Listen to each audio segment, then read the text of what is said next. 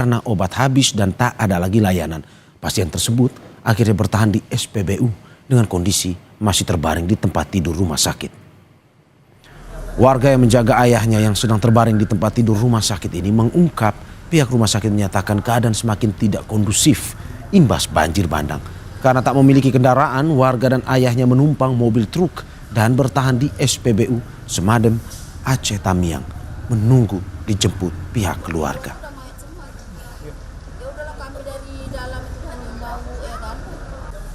Bu Susi, kalau boleh tahu Bapak sakit apa, Bu? Sakit diabetes.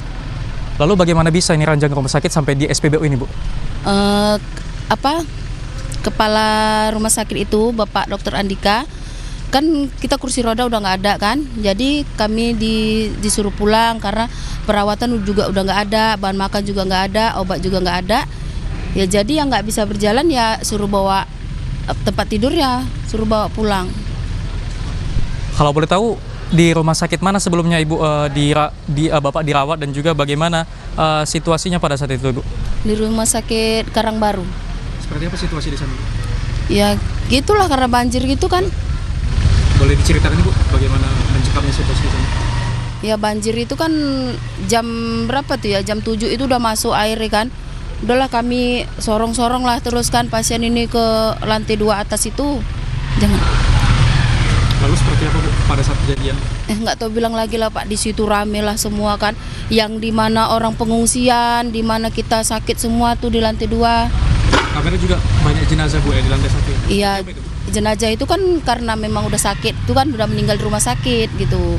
Jadi ya setiap hari tuh udah ada aja yang meninggal gitu. Lalu tadi sampai di sini tuh seperti apa, Bu? Menumpang mobil atau seperti apa? Kami menyorong ini dari rumah sakit sampai ke jembatan Kuala Simpang itu ada mobil tronton, itulah dinaikkan kami sama supir itu.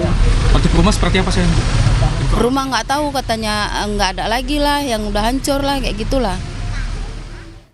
Terjangan banjir di Kabupaten Aceh Tamiang tak hanya menyebabkan korban jiwa, tetapi juga meluluhlantahkan wilayah itu. Menyebabkan kerusakan rumah warga, fasilitas umum termasuk sejumlah kendaraan yang rusak akibat terseret banjir. Dan visual yang Anda saksikan ini adalah di kawasan Kuala Simpang, Aceh Tamiang yang luluh lantah usai diterjang banjir pada Rabu dini hari. Tak hanya kerusakan rumah, sejumlah mobil pun terseret banjir. Terdapat di sejumlah ruas jalan. Tak hanya mobil pribadi, truk tangki juga ikut terseret banjir. Aceh Tamiang jadi salah satu wilayah yang sempat terisolasi akibat banjir tinggi di wilayah Langkat, Sumatera Utara dan akses yang terputus menuju Banda Aceh.